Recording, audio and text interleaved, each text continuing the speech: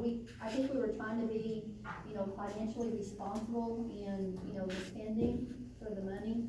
Yes. And I've been very vocal about mine, I really have.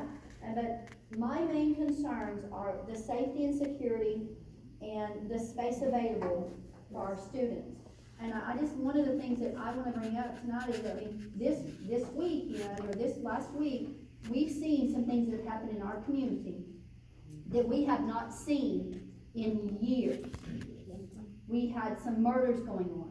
And and I'm gonna be honest, I teach a Sunday school class, and I have some high school kids in there, and I know it's a practice that we all do, and before, at the middle school, like when we would send off our football players, we'd send off somebody to go, we'd do a fire alarm, so we'd kind of do a twofer, get a fire alarm drill in there and send off the kids, and everybody stand out there and wave. And I'm gonna be honest, my Sunday school kids shared with me, not that it's ever happened here, but they shared with me that they're scared to go out. They're scared to go outside because that has been a tactic that people have used to get kids outside, and then they start shooting. Our kids are scared. And just being outside at the high school, transferring from one building to another, just the openness, and how many doors do we have that go into the high school that people are able to get into, just because the kids have to get in and out. The kids, and they may not say it, but when you sit down and you really talk to them, and it's just the world that they live in, and I understand that, and you try to calm those fears, and you try to, kind of talk to them rationally, but it's still a fear because they see it on TV, it's posted on social media, and whether a lot of people know, we've had those spreads at our football games the last few times. We've had it. A lot of people in the public may not know, but it's been there. The kids know. And it scares them. And I'm not saying this bond is the be all end all of everything, but I am only fighting for the security of our kids. And I don't think these portable buildings that we're getting are safe, even though I know we're spending money to put a fence around them. They're not as safe as if they were indoor, where we could see them and protect them, and we could take them, to maybe somebody safer. That's all I've been asking for. Well, and what's heartbreaking to me about the portables is, I've mentioned this before, my daughter is in portables right now. And because they're outside, she doesn't get the same library time as the kids inside. And so, they go to the library on Thursday, but she likes to read. And so she went through her books, and she was like, they were supposed to read so many books, but she couldn't do that. She got upset. But it's because the teacher, the option is either A, they all have to go inside, but they're not gonna let some 7-year-olds with keys try to get inside. So, that's affecting her education. My daughter reads at home, we provide books, but what about the students that don't have that opportunity? Exactly. And if you look at the middle school, and you've got the portables outside, right now, while they're inside, we can protect all of those kids. There's eyes on them at all times. When they're outside, they're kind of on their own. Well, one thing that kind of upsets me is, I love Joyce Morton to death. She taught my children, I admire her, and I met her in the parking lot and said, "Oh, hi Joyce, we're so glad. Are you gonna come to our PAC meeting?" And she said, "Yes, I wanna," and I said, "I don't really know if we're gonna have that much question and answers, because we did that last week." And she said, "Well, I don't think you did." And I said, "I read the questions. So where did that miscommunication come from?" Community come through from around, and it didn't sound like it was an open question and answer from the people that I heard speaking. So there were over 33 questions submitted online for consideration, and and probably 7 or 8 of them were personal attacks on various people, decisions on administration that have nothing to do with the bond. All the other questions were answered. People who were in attendance, and those of you that are here tonight, multiple times, Gail asked, "Do you have a question? Is there a question that you have?" My kids were born in Pecos.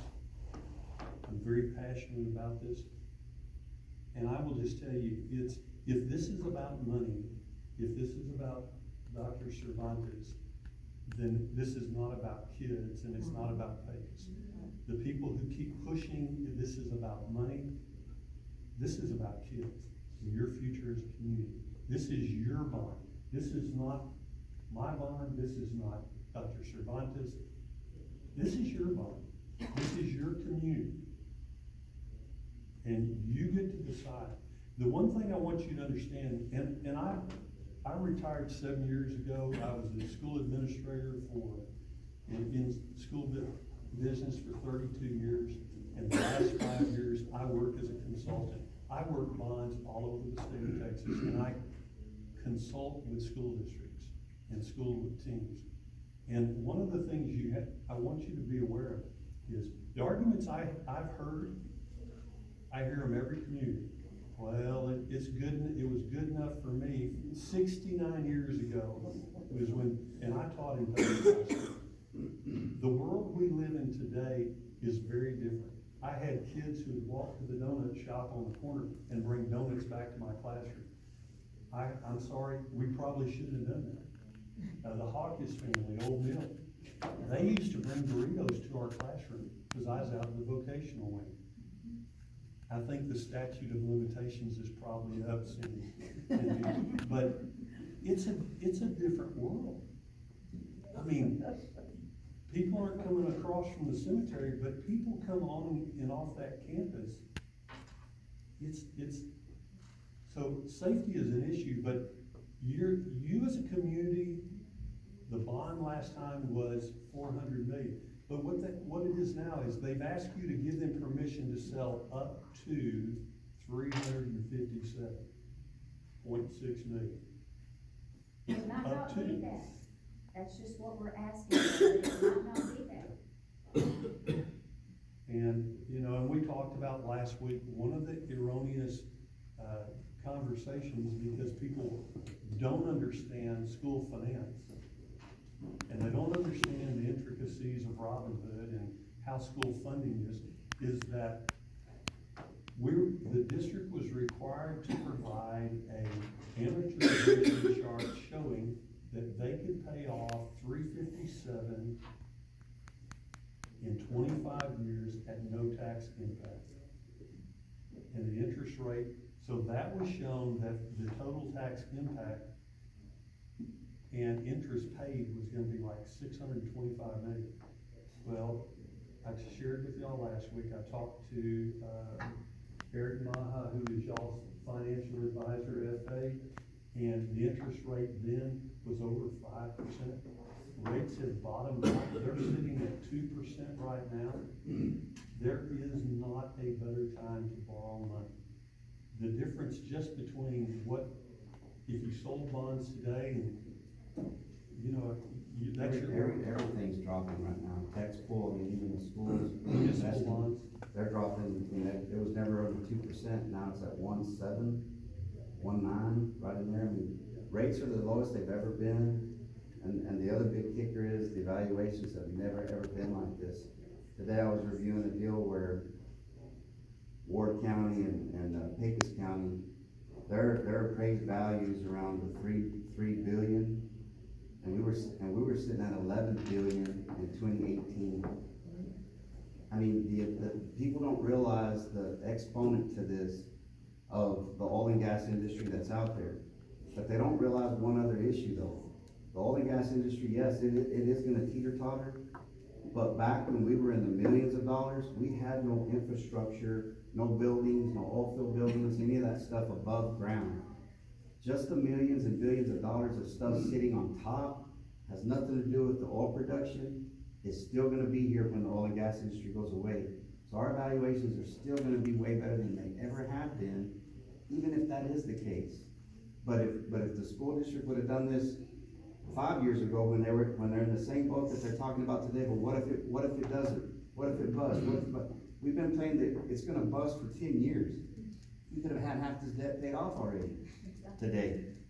If we would have took the initiative back then, I'm not blaming them, but we've already waited. and see what it did to us.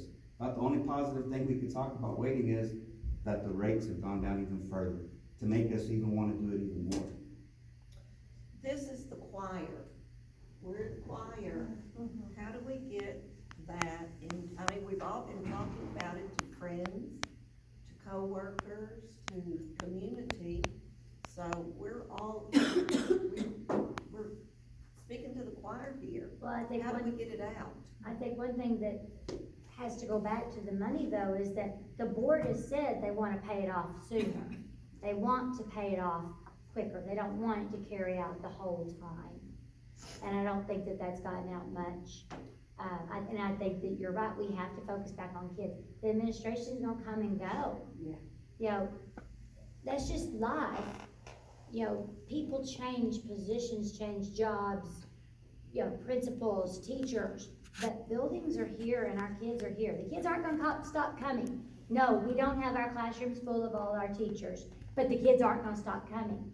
We're working on making sure we have certified teachers in every classroom. We have substitutes in every classroom. There's not a classroom that doesn't have a warm body in there that is working from lesson plans that were created by certified teachers. But we have 4 teachers coming in just a few days by the end of this week. So, you know, the kids aren't gonna stop coming though. What's your enrollment compared to this time last year? No, 2 weeks ago it was up to 220. Is it still thereabout? Yes, yes. So, When people say about the teacher shortage, they need to talk to, that's a The state. statewide issue. Right. That's not It's a. not a case. No,